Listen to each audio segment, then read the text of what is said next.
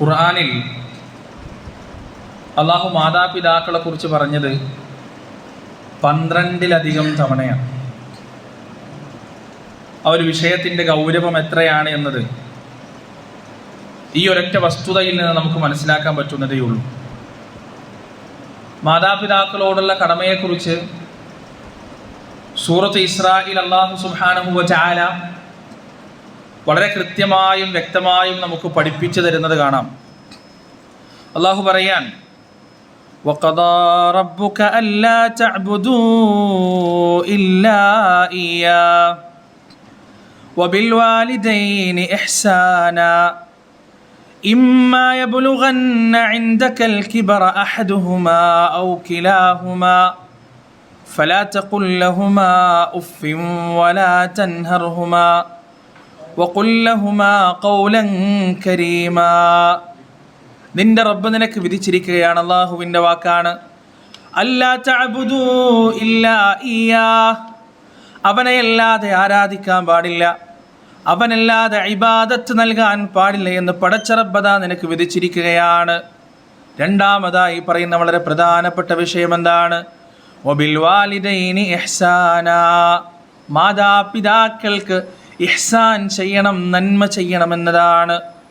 ഇമ്മാ യബ്ലുഗന്ന ഇൻദകൽ കിബറ അഹദുഹുമാ ഔ കിലാഹുമാ, അവരിൽ ഒരാളോ അല്ലെങ്കിൽ അവർ രണ്ടുപേരോ വാർദ്ധക്യം ആയിക്കൊണ്ട് വാർദ്ധക്യ സഹജമായ ശാരീരികമായ മാനസികമായ ബുദ്ധിമുട്ടുകളോടെ നിന്റെ അടുത്തുണ്ടെങ്കിൽ ഫലാ തഖുൽ ലഹുമാ ഉഫ്, അവരോട് ചേ എന്ന വാക്ക് പോലും പറഞ്ഞു പോകരുത്.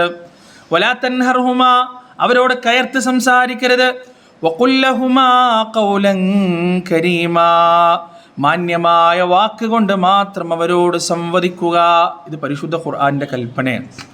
പ്രിയപ്പെട്ടവർ, ഈ ആയത്തിൻ്റെ ഓരോ വചനങ്ങളും നാം തലനാരിയ കീറി പരിശോധിക്കുകയാണെങ്കിൽ വലിയ വലിയ ഉപദേശങ്ങൾ അല്ലാഹു സുബ്ഹാനഹു വ തആല ഈ ആയത്തുകളിലൂടെ നമുക്ക് നൽകുന്നതായി കാണാൻ കഴിയും.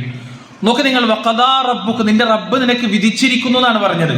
അള്ളാഹുവിന്റെ വിധിയാണ്, അലംഘനീയമായ വിധി. എന്താണ് ആ വിധി? അല്ലാ തഅബുദു ഇല്ലാ ഇയ്യാ, അവനെ അല്ലാതെ മറ്റാരെയും നീ ആരാധിക്കാൻ പാടില്ല, ഇബാദത്ത് ചെയ്യാൻ പാടില്ല. തൗഹീദാണ് ഒന്നാമതായി പറയുന്നത്. അതിന്റെ തൊട്ടടുത്ത് പറയുന്നത് എന്താണ്? വബിൽ വാലിദൈനി ഇഹ്സാനാ, അള്ളാഹുവിനെ മാത്രം ആരാധിക്കുക എന്ന വിഷയം കഴിഞ്ഞാൽ പിന്നെ അതിന്റെ തൊട്ടടുത്ത് വരുന്നത് എന്താണ്?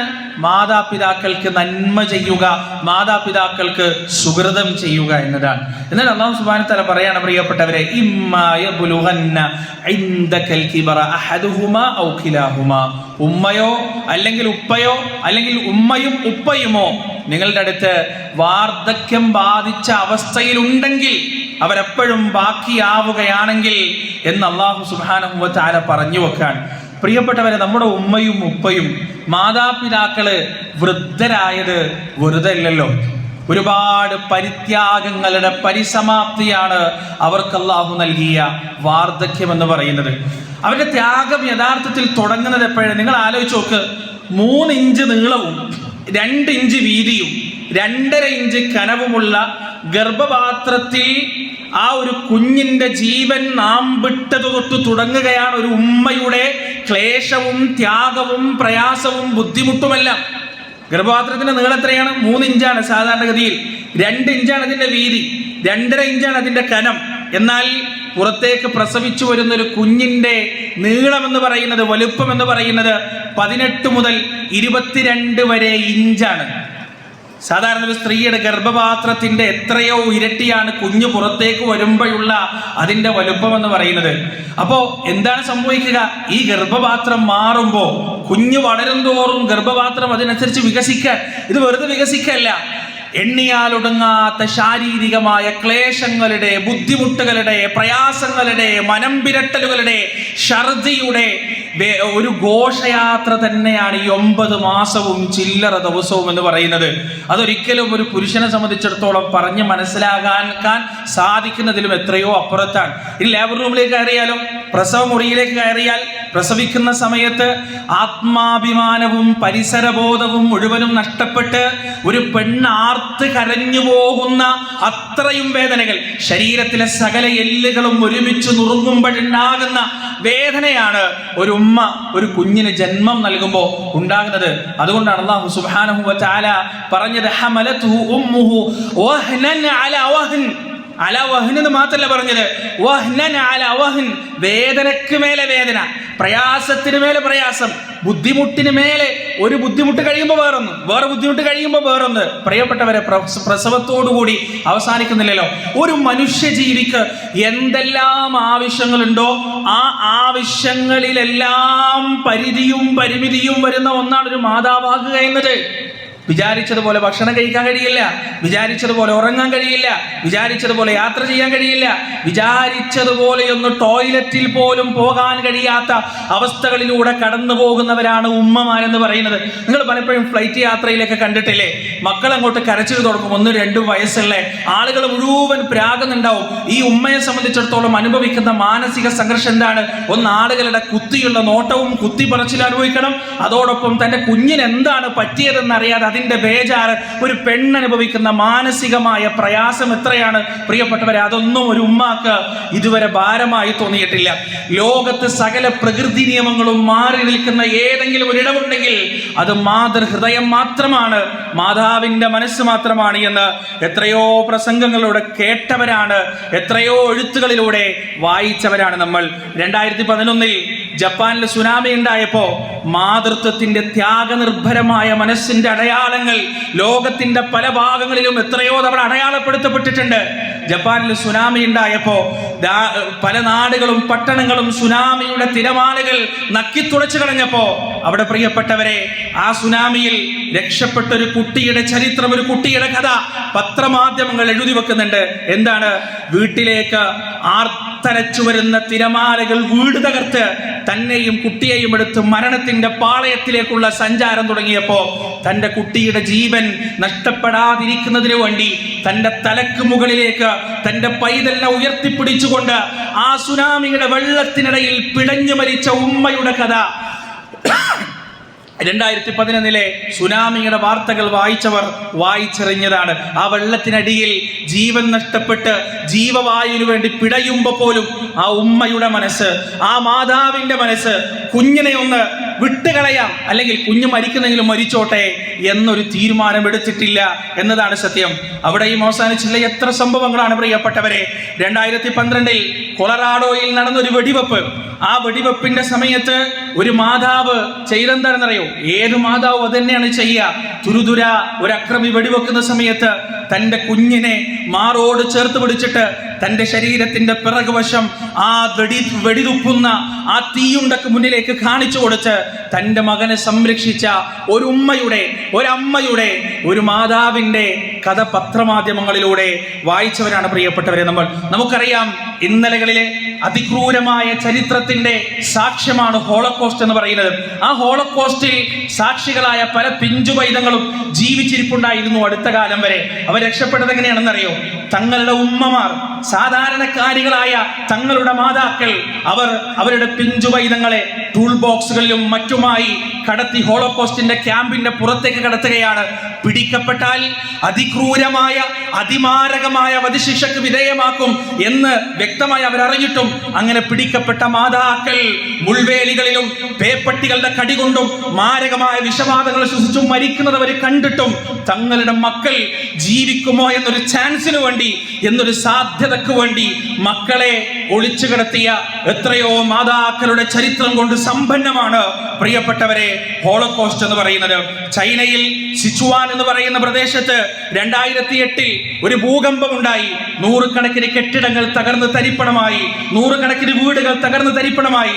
രക്ഷാപ്രവർത്തകർ കെട്ടിടത്തിന്റെ ചീളുകൾ മാറ്റി അതിന്റെ അകത്തു നിന്ന് മൃതദേഹങ്ങൾ കണ്ടെടുക്കുമ്പോൾ ഒരു പെണ്ണിന്റെ മൃതദേഹം കണ്ടെടുക്കുന്നത്, ഒരു പെണ്ണിന്റെ മയ്യത്ത് കണ്ടെടുക്കുന്നത്, ആ പെണ്ണിങ്ങനെ കുനിഞ്ഞു നിൽക്കുകയാണ്, മണങ്ങി നിൽക്കുകയാണ്. രക്ഷാപ്രവർത്തകർക്ക് എന്താണ് സംഭവം ആദ്യം മനസ്സിലായില്ല. ആ പെണ്ണിന്റെ നട്ടെല്ല് തകർന്നിട്ടുണ്ട്, ശരീരത്തിന്റെ പല ഭാഗങ്ങളും തകർന്ന് തരിപ്പണമായിട്ടുണ്ട്, മാംസളങ്ങൾക്കിടയിലൂടെ കെട്ടിടത്തിന്റെ ചീടുകൾ പ്രവേശിച്ചു കഴിഞ്ഞിട്ടുണ്ട്. അവസാനം ആ പെണ്ണിന്റെ ബോഡി മാറ്റി നോക്കിയപ്പോ അതിന്റെ അടിയിൽ ഒരു പോറൽ പോലും ഏൽക്കാതെ, ഒരു രക്തം പോലും പൊടിയാതെ ഒരു പിഞ്ചു കുഞ്ഞ് അവിടെ കിടക്കുന്നുണ്ടായിരുന്നു. അത് അവരുടെ മകനായിരുന്നു. ആ മകന്റെ ശരീരത്തിലേക്ക് കടുകുമണിയുടെ വലുപ്പത്തിലുള്ള ഒരു കല്ല് പോലും പതിക്കരുത്, ഒരു കോൺക്രീറ്റ് ചുവട് പോലും പതിക്കരുത് എന്ന ദൃഢനിശ്ചയത്തോടെ ആ മാതാവ് ആ കുഞ്ഞിന് മുകളിൽ സ്വന്തം ശരീരം കൊണ്ട് ഷീൽഡ് ചെയ്ത കഥയാണ് പ്രിയപ്പെട്ടവരെ പിന്നീട് ലോകം അറിയുന്നത്.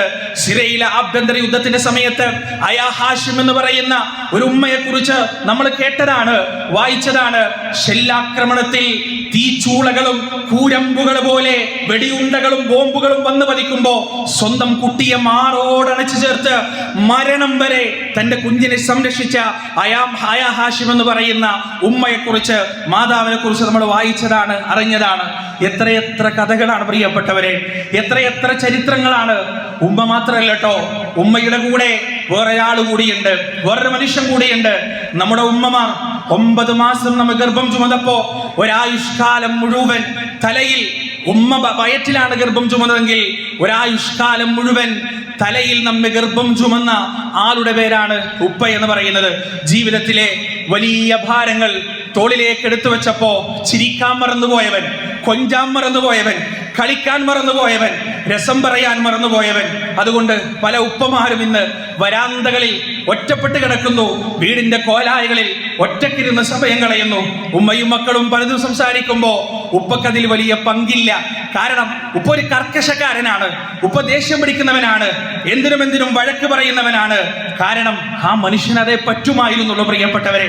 സാധാരണയിൽ നിങ്ങൾ ആലോചിച്ച് നോക്ക്, ഒരു കുട്ടി ഒന്ന് താഴേക്ക് വീണ് കഴിഞ്ഞാൽ ഉമ്മയുടെയും ഉപ്പയുടെയും പ്രതികരണം 2 രീതിയിലായിരിക്കും. ഉമ്മ എങ്ങനെ പ്രതികരിക്കുക?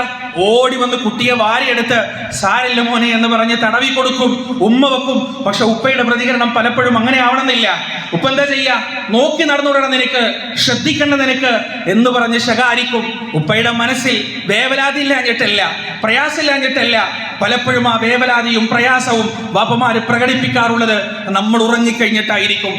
നമ്മൾ ഉറങ്ങുമ്പോ നമ്മുടെ കാല് വന്ന് തൊട്ടു നോക്കിയിട്ടുണ്ട് പലപ്പോഴും നമ്മുടെ ഉപ്പ, നമ്മുടെ കൈ വന്ന് തൊട്ടു നോക്കിയിട്ടുണ്ട് പലപ്പോഴും നമ്മുടെ ഉപ്പ. എന്റെ മോൻ വീണിട്ട് പരിക്ക് പറ്റിയോ എന്ന് പലപ്പോഴും നമ്മുടെ ഉപ്പ വന്ന് തൊട്ടു നോക്കിയിട്ടുണ്ട്. നമ്മളത് കണ്ടിട്ടില്ല, നമ്മളത് അറിഞ്ഞിട്ടില്ല. അതുകൊണ്ട് നമ്മുടെ മനസ്സിൽ ഉപ്പ ഇന്നും കരുണയില്ലാത്ത, വാത്സല്യമില്ലാത്ത, ആർദ്രതയില്ലാത്ത ഒരു രാക്ഷസനാണ്. പക്ഷെ നമ്മുടെ ഉമ്മ അത് കണ്ടിട്ടുണ്ട്, നമ്മുടെ മാതാവ് അത് കണ്ടിട്ടുണ്ട് പ്രിയപ്പെട്ടവരെ. ആ ഉപ്പയുടെ സ്നേഹം ആവോളം നമ്മൾ ഉറങ്ങുന്ന സമയത്ത് നമ്മുടെ സാന്നിധ്യത്തിൽ നമ്മുടെ സുരക്ഷയെ കുറിച്ചോർത്ത് ആ മനസ്സ് വേവലാതിപ്പെടുന്നത് നമ്മുടെ ഉമ്മ കണ്ടിട്ടുണ്ട്, നമ്മുടെ മാതാവ് കണ്ടിട്ടുണ്ട്. പ്രിയപ്പെട്ടവരെ, ഉപ്പമാരെ കുറിച്ച് നമ്മുടെ വീട്ടിലൊരു തീപിടുത്തം ഉണ്ടായിരിക്കാം, ഒരു ദുരന്തം ഉണ്ടായി എന്ന് വിചാരിക്കാം. ആ വീട്ടിൽ നിന്ന് ഏറ്റവും അവസാനം ഇറങ്ങി വരുന്ന മനുഷ്യന്റെ പേരാണ് ഉപ്പ. ഏറ്റവും അവസാനം തന്റെ ഭാര്യയും മക്കളും മുഴുവൻ സുരക്ഷിതമായ ആ വീട്ടിൽ നിന്ന് പുറത്തേക്ക് എത്തിയതിനു ശേഷം മാത്രമേ ഉപ്പ എന്ന് പറയുന്ന ജന്മം ആ വീട്ടിൽ നിന്ന് പുറത്തേക്ക് ഇറങ്ങുകയുള്ളൂ. പ്രിയപ്പെട്ടവരെ, എത്രയോ സംഭവങ്ങൾ നമ്മുടെ നാട്ടിലെ പൂകിപ്പറമ്പിൽ ഒരു ബസ് അപകടം ഉണ്ടായല്ലോ. 45 ആളുകൾ കത്തി വെന്ത് മരിച്ച ഒരു ബസ് അപകടം. ആ ബസ് അപകടത്തിൽ ഉണ്ടായിരുന്ന ഒരു ഉമ്മയും മകനും ഇന്നും ജീവിച്ചിരിപ്പുണ്ട്. ആ ബസ്സിലൊരു ഫാമിലി യാത്ര ചെയ്തു. ബസ്സിന്റെ 2 ഭാഗത്തു നിന്നും അഗ്നിനാളങ്ങൾ ഇരച്ചു വന്നപ്പോ പ്രിയപ്പെട്ടവരെ, സ്വന്തം ഭാര്യയെയും കുഞ്ഞിനെയും ജനൽപാളിയിലൂടെ എടുത്ത് പുറത്തേക്ക് വലിച്ചെറിഞ്ഞ് സ്വന്തം ശരീരത്തിലേക്ക് അഗ്നിനാളങ്ങളെ സ്വീകരിച്ച് ധീരമായി ലോകത്ത് നിന്ന് വിട പറഞ്ഞു പോകാൻ മനസ്സ് കാണിച്ചവന്റെ പേരാണ് ഉപ്പ എന്ന് പറയുന്നത്, ബാപ്പ എന്ന് പറയുന്നത്. പ്രിയപ്പെട്ടവർ, ഈ 2 വ്യക്തിത്വങ്ങളോട്, ഉമ്മ ഉപ്പ എന്ന് പറയുന്ന 2 വ്യക്തിത്വങ്ങളോട് നമുക്ക് തീർത്താൽ തീരാത്ത കടപ്പാടുണ്ട്, പറഞ്ഞു തീർക്കാൻ കഴിയാത്ത കടപ്പാടുണ്ട്. അതുകൊണ്ടാണ് അല്ലാഹു സുബ്ഹാനഹു വ തആല പറഞ്ഞത്, ഒരായുസ് മുഴുവനുമുള്ള പരിത്യാഗത്തിനൊടുവിൽ, ഒരായുസ് മുഴുവനുമുള്ള ത്യാഗ ജീവിതത്തിനൊടുവിൽ വയസ്സായി എല്ലാം കഴിഞ്ഞ് ശരീരം ശോഷിച്ച് മനസ്സ് ശോഷിച്ച് നിങ്ങളിലേക്ക് അവർ വരുമ്പോ അള്ളാഹുവിന്റെ കൽപ്പന എന്താണെന്ന് അറിയുമോ?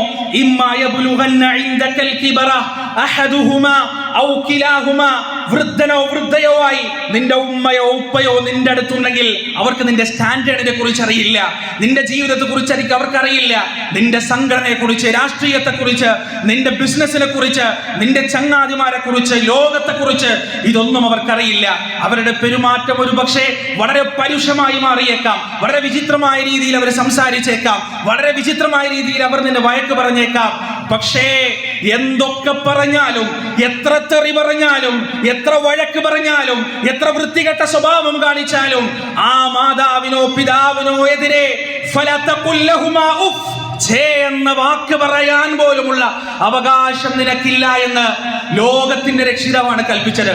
ഉമ്മയും ഉപ്പയും എത്ര വൃത്തികെട്ട രീതിയിൽ നമ്മോട് പെരുമാറട്ടെ, എത്ര മോശമായ രീതിയിൽ നമ്മോട് പെരുമാറട്ടെ, പ്രിയപ്പെട്ടവരെ, അവരോട് ഛേ എന്ന വാക്കുകൊണ്ട് പോലും പ്രതികരിക്കരുത് എന്നാണ് റസൂലുള്ളാഹി സ്വല്ലല്ലാഹു അലൈഹി വസല്ലമയുടെ കൽപ്പന. നിങ്ങൾക്കറിയുമോ, പ്രവാചകന്റെ സദസ്സിലേക്ക് ഒരു മനുഷ്യൻ വന്നു. എന്നിട്ട് പറഞ്ഞു, എന്റെ ഉപ്പാക്ക് എന്റെ സ്വത്തിലൊക്കെ കണ്ണുണ്ടോ എന്നെനിക്കൊരു സംശയമുണ്ട്, എന്റെ സമ്പാദ്യത്തിലൊക്കെ എന്റെ ഉപ്പാക്ക് ഒരു കണ്ണുണ്ടോ എന്നെനിക്ക് സംശയമുണ്ടെന്ന് പറഞ്ഞപ്പോ റസൂലുള്ളാഹി സ്വല്ലല്ലാഹു അലൈഹി വസല്ലമയുടെ മുഖം ചുവന്നു തുടുത്തു. പ്രവാചകൻ സ്വല്ലല്ലാഹു അലൈഹി വസല്ലമ മനുഷ്യനോട് പറഞ്ഞു, അൻത വമാലുക ലിഅബീക്, അൻത വമാലുക ലിഅബീക്, നീയും നിന്റെ സമ്പത്ത് മുഴുവൻ നിന്റെ ഉപ്പക്കുള്ളതാണ് എന്ന് പറഞ്ഞിട്ട് ആ മനുഷ്യനെ റസൂലുള്ളാഹി സ്വല്ലല്ലാഹു അലൈഹി വസല്ലമ തിരിച്ചയക്കുകയാണ് ചെയ്തത്. പ്രിയപ്പെട്ടവരെ, അവരുടെ ഭാഗത്ത് നിന്ന് എത്ര തന്നെ മോശമായ പെരുമാറ്റങ്ങൾ ഉണ്ടായാലും വലാ തൻഹർഹുമ, അവരെ നിന്നെ തെറി വിളിക്കട്ടെ, വഴക്ക് പറയട്ടെ, അന്യായമായി വഴക്ക് പറയട്ടെ, ഒരു ന്യായവുമില്ലാതെ വഴക്ക് പറയട്ടെ, എത്ര തവണ ആവർത്തിച്ച് വഴക്ക് പറയട്ടെ, വലാ തൻഹർഹുമ, അവരോട് കയർത്ത് സംസാരിച്ചു പോകരുത്. അപേക്ഷയല്ല, പടച്ചറപ്പിന്റെ കൽപ്പനയാണ്.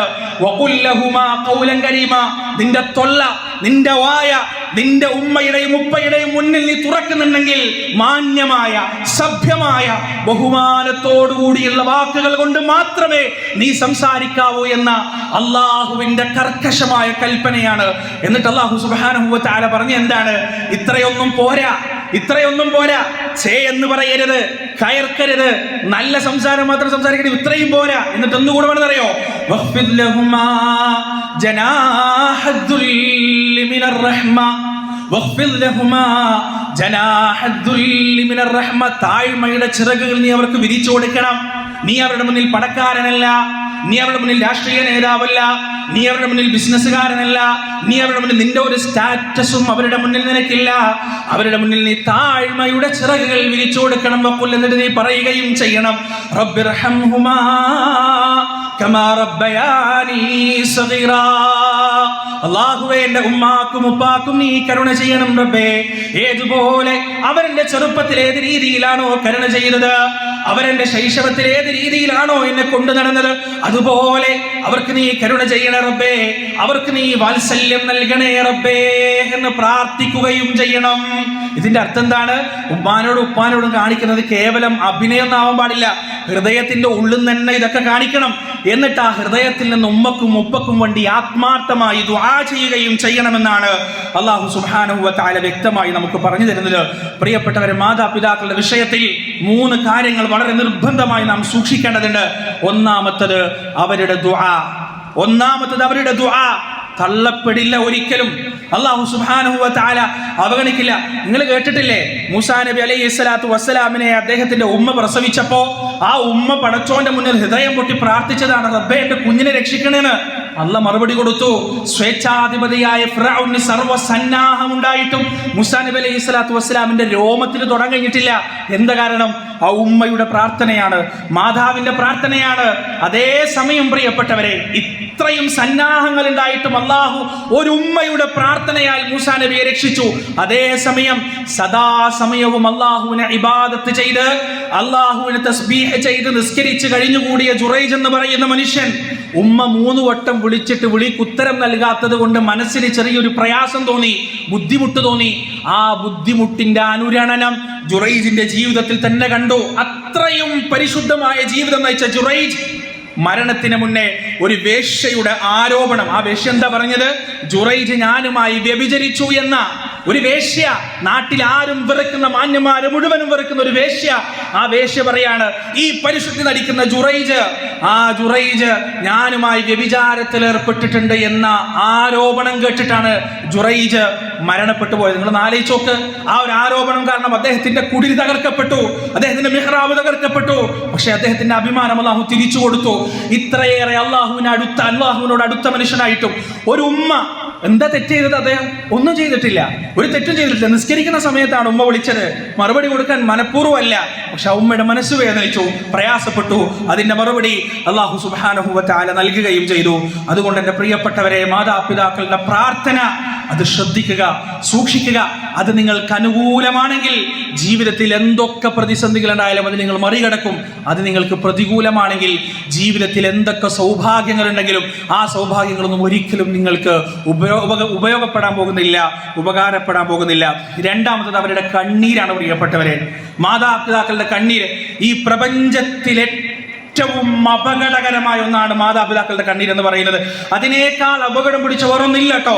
ശരിക്കും മനസ്സിലായിക്കോ, ഉമ്മയുടെയും ഉപ്പയുടെയും കണ്ണുനീരിനേക്കാൾ അപകടം പിടിച്ച വേറെ ഒന്ന് ഈ പ്രപഞ്ചത്തിൽ പടച്ചോൻ പടച്ചിട്ടില്ല. അതുകൊണ്ടാണ് റസൂലുള്ളാഹി സ്വല്ലല്ലാഹു അലൈഹി വസല്ലമയുടെ മുന്നിൽ വന്നിട്ട് ജിഹാദിന് പോകാൻ തയ്യാറായ മനുഷ്യനോട് അള്ളാഹുവിന്റെ റസൂൽ ചോദിച്ചത്, നിന്റെ ഉമ്മയൊപ്പയും വീട്ടിൽ ജീവിച്ചിരിക്കുന്നുണ്ടോ? ഉണ്ടെന്ന് പറഞ്ഞു. എന്താ പ്രവാചകൻ പറഞ്ഞത്? പോയിട്ട് അവരെ ചിരിപ്പിക്കേ. അദ്ദേഹം പറഞ്ഞു, ഞാൻ വരുമ്പോ എന്റെ ഉമ്മയൊപ്പി കരഞ്ഞിട്ടുണ്ട്. റസൂൽ എന്താ പറഞ്ഞത്? നിന്റെ ജിഹാദ് അവിടെയല്ല, നിന്റെ ജിഹാദ് ഉമ്മയുടെയും ഉപ്പയുടെയും അടുത്താണ്. അവിടെ ചെന്നിട്ട് അവരെ ചിരിപ്പിക്കുക, അതാണ് നീ ചെയ്യുന്ന ഏറ്റവും നല്ല സൽക്കർമ്മം എന്ന് പറഞ്ഞ് ആ മനുഷ്യനെ തിരിച്ചയക്കുകയാണ് റസൂലുള്ളാഹി സ്വല്ലല്ലാഹു അലൈഹി വസല്ലം ചെയ്തത്. കാരണം എന്താ? ആ ഉമ്മയുടെയും ഉപ്പയുടെയും കണ്ണീരെന്ന് പറയുന്നത് ഒരു മനുഷ്യന്റെ ജീവിതത്തെ മുഴുവൻ തകർത്ത് തരിപ്പണമാക്കാൻ മാത്രം പ്രാപ്തിയുള്ളതാണ്. പ്രിയപ്പെട്ടവരെ, ഒരുപാട് ഖുതുബകളിൽ നമ്മൾ ഈ മിമ്പറിൽ തന്നെ വെച്ച് പറഞ്ഞ സംഭവങ്ങളുണ്ട്. ഒരു ഉമ്മയെ തന്റെ കാല് ചവിട്ടി തൊഴിക്കാൻ തയ്യാറായ ഒരു മകനുണ്ട്. ഇന്ന് അദ്ദേഹം മരണപ്പെട്ടു പോയി. അദ്ദേഹത്തിന്റെ ജീവിതാവസാനം വരെ അദ്ദേഹം അനുഭവിച്ച വേദനയും പ്രയാസവും ആ ഒരു ചവിട്ട് കാരണമെന്തോ ഉമ്മ മരണപ്പെട്ടു പോയി. അവസാനം ആ മനുഷ്യൻ അതേ കാലിൽ തൊട്ടടുത്ത ആഴ്ചകളിൽ നഖം മുറിക്കുമ്പോൾ ചെറിയൊരു മുറിവുണ്ടായി. ആ മുറിവിലൂടെ ഇൻഫെക്ഷനായി കാല് ഡയഫ്രം വരെ മുറിച്ച് എന്നിട്ടും പഴുപ്പ് മാറാതെ ശരീരം മുഴുവൻ അവശമായി ആ കിടക്കയിൽ കിടന്ന് ആ മനുഷ്യരെ കൊണ്ട് പടച്ച റബ്ബ് ആയുസ് തീരുന്നത് വരെ ഉമ്മ എന്ന് വിളിപ്പിച്ചിട്ടാണ് അവസാനം റബ്ബി ലോകത്ത് നിന്ന് അയാളെ തിരിച്ചു വിളിച്ചത്. പ്രിയപ്പെട്ടവരെ, അള്ളാഹു കണക്ക് ചോദിക്കട്ടോ. റബ്ബ് കണക്ക് ചോദിക്കും. ഒരു തുള്ളി കണ്ണീരാണ് ഉമ്മയുടെ കണ്ണിൽ നിന്ന് നമ്മൾ കാരണം വീണിട്ടുള്ളതെങ്കിൽ അള്ളാഹു പരലോകത്തേക്ക് മാത്രം വെക്കില്ല, അതിന്റെ അദാബ് ഈ ദുനിയാവിൽ വെച്ച് തന്നെ തുടങ്ങും. ഒരു സംശയമാണ് ആ കാര്യത്തിൽ. അള്ളാഹുവിന്റെ റസൂൽ വ്യക്തമായിട്ട് പറഞ്ഞതാണ്, ഈ ദുനിയാവിൽ തന്നെ അദാബ് തുടങ്ങുന്നത് മാതാപിതാക്കളെ ബുദ്ധിമുട്ടിച്ചതിന്റെ തിന്മയുടെ ശിക്ഷ ഈ ലോകത്ത് നിന്ന് തന്നെ തുടങ്ങുമെന്ന് റസൂലുള്ളാഹി സ്വല്ലല്ലാഹു അലൈഹി വസല്ലം നമുക്ക് പഠിപ്പിച്ചു തന്നിട്ടുണ്ട്. മൂന്നാമതായി പ്രിയപ്പെട്ടവരെ, നമ്മൾ ശ്രദ്ധിക്കേണ്ടത് അവരുടെ പൊരുത്തമാണ്. അവരുടെ പൊരുത്തം നമുക്ക് കിട്ടിയാൽ, നമുക്കറിയാലോ ഉവൈസുൽ ഖർനി എന്ന് പറയുന്ന മനുഷ്യൻ താബിആൻ, റസൂലിന്റെ കാലത്ത് ജീവിച്ച താബിആൻ. റസൂലിന്റെ കാലത്ത് ഇസ്ലാം സ്വീകരിച്ചു. പക്ഷെ പ്രവാചകനെ കാണാൻ വരാൻ കഴിഞ്ഞിട്ടില്ല, ബൈഅത്ത് ചെയ്യാൻ കഴിഞ്ഞിട്ടില്ല. റസൂലിനെ കണ്ടാലേ സ്വഹാബിയാവുള്ളൂ. താബിയായിരുന്നു. എന്താ കാരണം? ഉമ്മ കിടപ്പിലാണ്, ഉമ്മ സുഖമില്ലാതെ കിടപ്പിലാണ്. അതുകൊണ്ട് ഉമ്മയെ വിട്ടിട്ട് യമനിലേക്ക് പോകാൻ കഴിഞ്ഞിട്ടില്ല. ഉമ്മയെ ശുശ്രൂഷിക്കേണ്ടതുണ്ടായിരുന്നു, പരിചരിക്കേണ്ടതുണ്ടായിരുന്നു. അതുകൊണ്ട് റസൂലുള്ളാഹി സ്വല്ലല്ലാഹു അലൈഹി വസല്ലമ ആ മനുഷ്യന് നൽകിയ മനുഷ്യന് നൽകിയ സ്ഥാനം എന്താണെന്നറിയോ? റസൂൽ പറഞ്ഞു, എൻ്റെ മരണത്തിന് ശേഷം കർണഗോത്രത്തിൽപ്പെട്ട ശരീരത്ത് ഒരു നാണയത്തിന്റെ വലുപ്പത്തിൽ പാണ്ടിന്റെ അടയാളമുള്ള ഉവൈസ് എന്ന് പറയുന്ന വ്യക്തിയെ കണ്ടാൽ എൻ്റെ സലാം പറയണം, എൻ്റെ അഭിവാദ്യം പറയണം. പ്രിയപ്പെട്ടവരെ, അള്ളാഹുവിന്റെ റസൂലിന് ശേഷം വന്ന ഖുലഫാഉർ റാഷിദീങ്ങൾ അബൂബക്കർ സിദ്ദീഖ് റളിയല്ലാഹു അൻഹു കഴിഞ്ഞു, അദ്ദേഹത്തെ കണ്ടില്ല. ഉമർ റളിയല്ലാഹു അൻഹു യമനിൽ നിന്ന് ഓരോ ഉംറ സംഘവും വരുമ്പോൾ അതിൽ ഉവൈസുൽ ഖർനിയെ തിരയുമായിരുന്നു. അവസാനം ആ മനുഷ്യനെ കണ്ടപ്പോൾ റസൂലുള്ളാഹി സ്വല്ലല്ലാഹു അലൈഹി വസല്ലമയുടെ ആ അഭിവാദ്യം ഉമർ റളിയല്ലാഹു അൻഹു ആ മനുഷ്യനെ അറിയിച്ചു കൊടുത്തു എന്നാണ്. മാത്രമല്ല പ്രവാചകൻ പറഞ്ഞെന്താണെന്നറിയോ? ഉവൈസുൽ ഖർനിയെ നിങ്ങൾ കണ്ടാൽ നിങ്ങൾ എന്ത് ചെയ്യുക? അള്ളാഹുവിനോട് നിങ്ങൾക്ക് വേണ്ടി ഇസ്തിഗ്ഫാറിനെ തേടാൻ ഉവൈസുൽ ഖർനിയോട് പറയുക. കാരണം അള്ളാഹുവിന്റെ പേരിൽ ഉവൈസ് ഒരു കാര്യം പറഞ്ഞു കഴിഞ്ഞാൽ റബ്ബ് തള്ളിക്കളയുകയില്ല. സ്വഹാബത്ത് മുഴുവൻ ഉവൈസുൽ ഖർനിയെ വളഞ്ഞു. എന്തിനു വേണ്ടി? ഒന്ന് ദുആ ചെയ്യാൻ പറയാൻ, ഒന്ന് ഇസ്തിഗ്ഫാർ നടത്താൻ പറയാൻ. സുബ്ഹാനല്ലാഹ്. പ്രിയപ്പെട്ടവർ, അത്രയും വലിയ ബഹുമതി ഉവൈസുൽ ഖർനിക്ക് കിട്ടിയത് കുറേ തഹജ്ജുദ് നിസ്കരിച്ചിട്ടല്ല, കുറേ സുന്നത്ത് നോമ്പെടുത്തിട്ടല്ല, കുറേ സ്വതക്ക ചെയ്തിട്ടല്ല. കിടപ്പിലായി പോയ തൻ്റെ ഉമ്മയെ, തൻ്റെ മാതാവിനെ, മറ്റെല്ലാം വലിച്ചെറിഞ്ഞ്, മറ്റേ സൗഭാഗ്യങ്ങൾ മുഴുവനും വലിച്ചെറിഞ്ഞ് ആ ഉമ്മയെ ശുശ്രൂഷിക്കുന്നതിന് വേണ്ടി ഒഴിഞ്ഞു നിന്നതുകൊണ്ട് പ്രപഞ്ചത്തിൻ്റെ നാഥൻ ഉവൈസുൽ ഖർനിക്ക് നൽകിയ ബഹുമതിയാണ്. ഈ ബഹുമതി നമുക്കും കിട്ടും. പ്രിയപ്പെട്ടവരെ, നാം ഈ കർമ്മം ചെയ്താൽ. മഹാനായ ഇബ്നു അബ്ബാസ് റളിയല്ലാഹു അൻഹുവിൻ്റെ അടുത്ത് ഒരു മനുഷ്യൻ വന്നിട്ട് ചോദിക്കാണ്, കുറേ തെറ്റ് ചെയ്തു പോയി, കുറേ തിന്മ ചെയ്തു പോയി, എന്താ പരിഹാരം? ഇബ്നു അബ്ബാസ് റളിയല്ലാഹു അൻഹു ചോദിച്ചെന്താ അറിയോ? ഉമ്മ ജീവിച്ചിരിപ്പുണ്ടോ? ഉമ്മ ജീവിച്ചിരിപ്പുണ്ട്. ആൾ പറഞ്ഞു, ഉമ്മ ജീവിച്ചിരിപ്പുണ്ട്. എങ്കിൽ പെട്ടെന്ന് ഓടിക്കോ ഉമ്മയുടെ അടുത്തേക്ക്. ഉമ്മയുടെ അടുത്ത് സമയം ചിലവഴിക്കുന്നതിനേക്കാൾ പാപങ്ങൾ പൊഴിച്ചു കളയുന്ന മറ്റൊരു കർമ്മവും എനിക്കറിയില്ല. ആരായി പറയണത്? റയീസുൽ മുഫസ്സിരീൻ, അള്ളാഹുവിൻ്റെ റസൂലിൻ്റെ നാവിലൂടെ 10,000 ഹദീസുകളിൽ ഒപ്പിയെടുത്ത് ലോകത്തിന് പകർന്നു കൊടുത്ത ഇബ്നു അബ്ബാസ് റളിയല്ലാഹു അൻഹു അദ്ദേഹമാണ് പറയുന്നത്, ഉമ്മയുടെ ചാരത്തിരുന്ന് ഉമ്മയെ പരിചരിക്കുന്നതിനേക്കാൾ പാപങ്ങൾ കൊഴിഞ്ഞു പോകുന്ന മറ്റൊന്നും ഞാൻ കണ്ടിട്ടില്ല. സിമ്പിളായി മനസ്സിലാക്കുക പ്രിയപ്പെട്ടവരെ, ഉമ്മയെ ഉപ്പയെ സന്തോഷിപ്പിക്കുന്നതിനേക്കാൾ വലിയൊരു സുഹൃതമില്ല, അവരെ വെറുപ്പിക്കുന്നതിനേക്കാൾ വലിയൊരു പാതകവുമില്ല. അല്ലാഹു സുബ്ഹാനഹു വ തആല മാതാപിതാക്കളുടെ വെറുപ്പ്, മാതാപിതാക്കളുടെ കോപം എന്ന് പറയുന്ന വലിയ ദുരന്തത്തിൽ നിന്ന് നമ്മെ രക്ഷിക്കുമാറാകട്ടെ. അവരുടെ തൃപ്തി എന്ന് പറയുന്ന ആ മഹാസൗഭാഗ്യം നേടിയെടുക്കാൻ റബ്ബ് സുബ്ഹാനഹു വ തആല നമുക്കേവർക്കും തൗഫീഖ് നൽകുകയും ചെയ്യുമാറാകട്ടെ. വനസ്തഗ്ഫിറുല്ലാഹ ലി വലക്കും വഅൻ ജമീഇൽ മുസ്ലിമീന അജ്മഈന വസ്തഗ്ഫിറൂഹു ഇന്നഹു ഹുവൽ ഗഫൂറുർ റഹീം.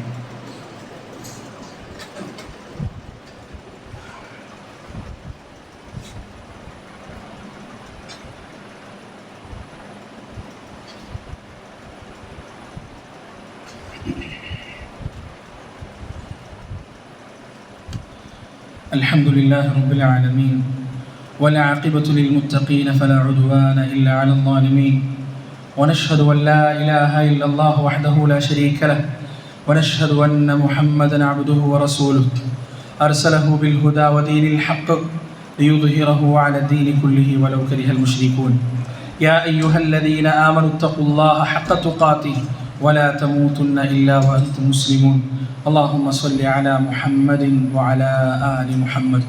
ഒരിക്കൽ കൂടി അള്ളാഹുവിനെ സൂക്ഷിച്ച് ജീവിക്കണേ എന്ന് പ്രിയപ്പെട്ടവരെ എന്നെയും നിങ്ങളെയും ഉണർത്തുകയാണ്, ഓർമ്മിപ്പിക്കുകയാണ്. പ്രിയപ്പെട്ടവരെ, ഈ രണ്ടാമത്തെ ഖുതുബയിൽ നിങ്ങളെ ഉണർത്താനുള്ളത് നമ്മുടെ നാട്ടുകാരിയായ, നമ്മുടെ ജില്ലക്കാരിയായ 30 വയസ്സുള്ള ഒരു കൂലിപ്പണിക്കാരൻ്റെ ഭാര്യയായ ക്യാൻസർ രോഗിയായ ഒരു സഹോദരിയെക്കുറിച്ചാണ്. ഒട്ടനവധി രോഗങ്ങളും പ്രയാസങ്ങളും കൊണ്ട് ബുദ്ധിമുട്ടിക്കൊണ്ടിരിക്കുകയാണ്. പ്രിയപ്പെട്ടവരെ, സ്വന്തമായി ഒരു വീടില്ല. ക്യാൻസർ രോഗം ബാധിച്ചിട്ട് 4 വർഷമായി. ഒന്നാമത്തെ ട്രീറ്റ്മെൻറ്റ് കഴിഞ്ഞു. ആ ട്രീറ്റ്മെൻറ്റ് സക്സസ് ആവാത്തത് കൊണ്ട് തന്നെ ശരീരത്തിൻ്റെ നാനാഭാഗത്തേക്കും രോഗം പടർന്നു പിടിച്ചു. ചികിത്സിക്കാനും മരുന്ന് വാങ്ങിക്കാനുമുള്ള പൈസ പോലും കയ്യിലില്ല. ആകെ ബുദ്ധിമുട്ടിലും പ്രയാസത്തിലാണ്. കൂനിന്മേൽ കുരു എന്നൊക്കെ പറഞ്ഞതുപോലെ അതിൻ്റെ ഒപ്പം തന്നെ അവർക്ക് ഹാർട്ടിനും അസുഖം വന്നു.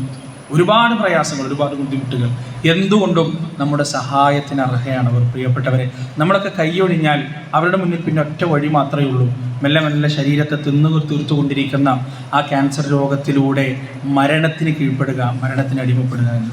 പ്രിയപ്പെട്ടവരെ, നമ്മൾ ഒരുപാട് സംഭവങ്ങൾ ഇങ്ങനെ കേൾക്കുന്നവരാണ്, അറിയുന്നവരാണ്. പക്ഷെ നമ്മളൊന്ന് മനസ്സിലാക്കേണ്ടത് എന്താ അറിയോ? അല്ലാഹു സുബ്ഹാനഹു വ തആല നമ്മുടെ മുന്നിലേക്ക് കൊണ്ടുവരുന്ന ഇത്തരം കേസുകൾ ഒരിക്കലും അവർക്ക് വേണ്ടി മാത്രമല്ല, നമുക്ക് വേണ്ടി കൂടിയാണ്.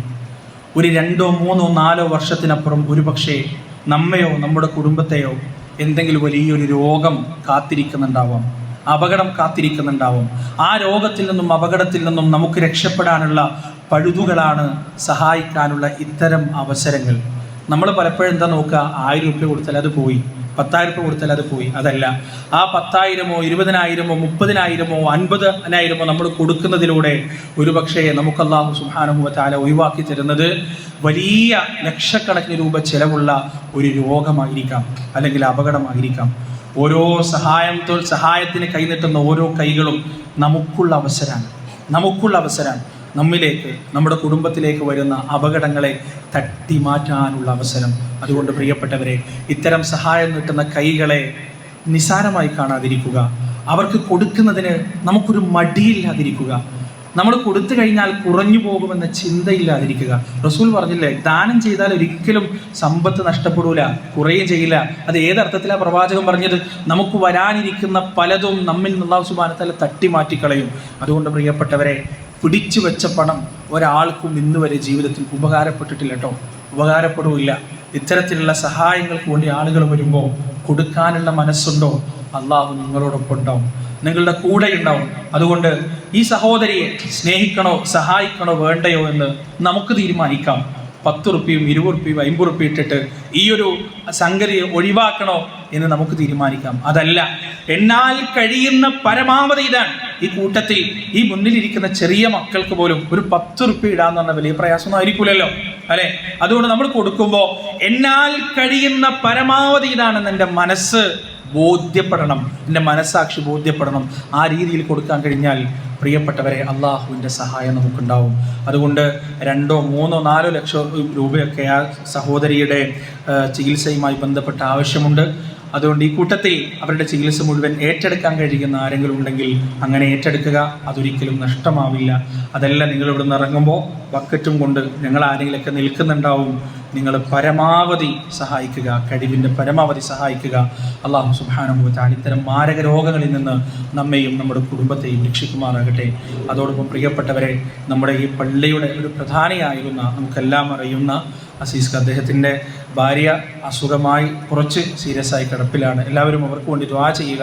അള്ളാഹു സുബ്ഹാനഹു വ തആല അവർക്ക് എത്രയും പെട്ടെന്ന് ശിഫ നൽകുമാറാകട്ടെ. ആരോഗ്യത്തോടുള്ള ദീർഘായുസ് അള്ളാഹു സുബ്ഹാനഹു വ തആല അവർക്ക് നൽകുകയും ചെയ്യുമാറാകട്ടെ. അള്ളാഹുവേ, ഞങ്ങളെ മാരകമായ വേദനാജനകമായ അസുഖങ്ങളിൽ നിന്ന്, രോഗങ്ങളിൽ നിന്ന് നീ കാത്തുരക്ഷിക്കണേ.